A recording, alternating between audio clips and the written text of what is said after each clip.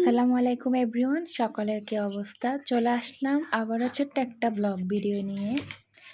নেদিশামণির হচ্ছে আজকে প্রায় 4.5 মাস চলতেছে। তো 3 মাস চলাকালীন তো নিধিমণির গাছ চুলে ফেলানোর কথা না, আমাদের এখানে চট্টগ্রামের রেওয়াজ হচ্ছে এটাই।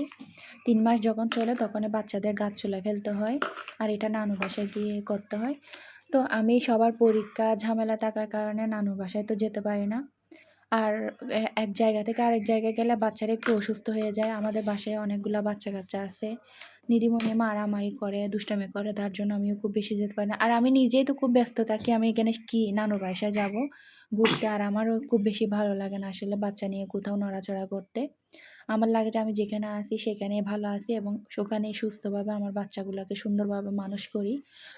তো আজকে নাদিশামণির 4.5 মাস হয়ে গেছে। তো সবাই বলতেছে নাদিশামণির কেন গাছ চুলে ফেলি নাই।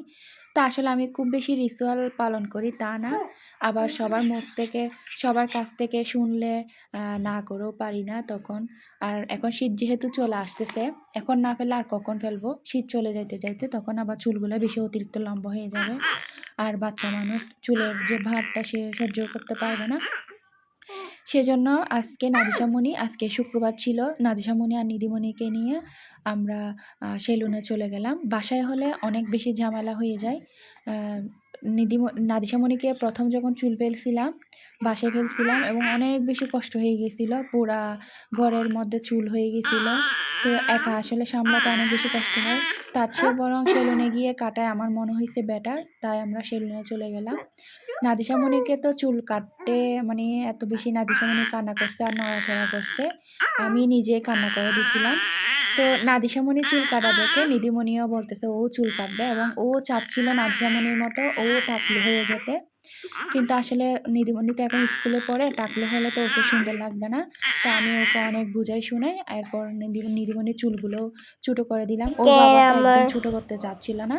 তা আমি বলছি না, ছোটো করে দিই, ছোটো করলে তো ওর ওই কষ্ট কমে যাবে। আর এখন তো শীতকাল চলে আসছে, আপনাদের নিধিমণিকে দেখেন চুল কাটায় কেমন লাগতেছে। শীতকাল চলে আসছে, সেজন্য নিধির বাবু শুরু করে দিছে শীতের জামা আনতে। এখন শীতকাল, তাই নিধির বাবা দোকানে বা আশেপাশে ভ্যানে যায় সুন্দর দেখবে তাই একটা দুইটা করে নিয়ে আসবে। নিধিমণির আগের অনেকগুলা জামা আছে, কিন্তু নিধিমণি থেকে সেগুলো ছোটো হয়ে গেছে তার জন্য। আর নাদিশামণি তো প্রথম এবারে শীত কাটাবে, নাদিশামণির জন্য একটা জামাও নাই। নিধিমণির ছোটোকালে যেসব জামা থাকতো সবগুলাই আমি মানুষকে দিয়ে দিতাম। তো এখন নাদিশামণির জন্য সেজন্য 2টা জামা নিয়ে আসছে। নিধিমণি তো নাদিশামণির জামা দেখে কতক্ষণ কান্না করছিল, মানে নাদিশামণির জন্য জামাগুলো সুন্দর হয়েছে, নিধিমণির জামাগুলো সুন্দর হয় নাই। ওর নিধিমণির জন্য যে জামাগুলো আনছে সেগুলো নিধিমণি থেকে একটু বড় হয়ে গেছে। তো নিধির বাবা বলছে সেগুলো পাল্টাই নেবে, কারণ নিধির বাবা যার থেকে জিনিসগুলো নেয়, কাপড়গুলো নেয়, উনি হচ্ছে আমাদের পরিচিত। আবার মানে যখন না হলে আবার ব্যাগ নিবে। তো গাইস, আপনারা যারা আমাদের ভিডিও দেখেন, আমাদের ভিডিও ভালো লাগলে প্লিজ আমাদের চ্যানেলটা সাবস্ক্রাইব করে দেবেন।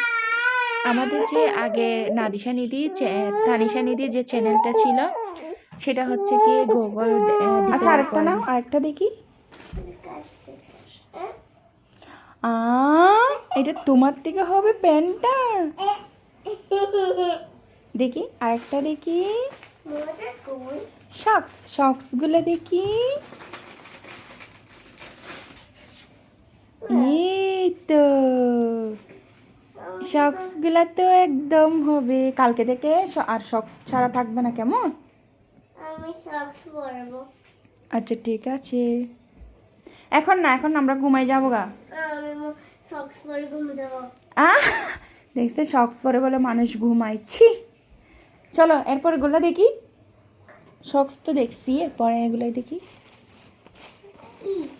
এগুলো সুন্দর, এটা সুন্দর আছে, এটা দেখো, এটা দেখো, এটা নাদিশার মতো।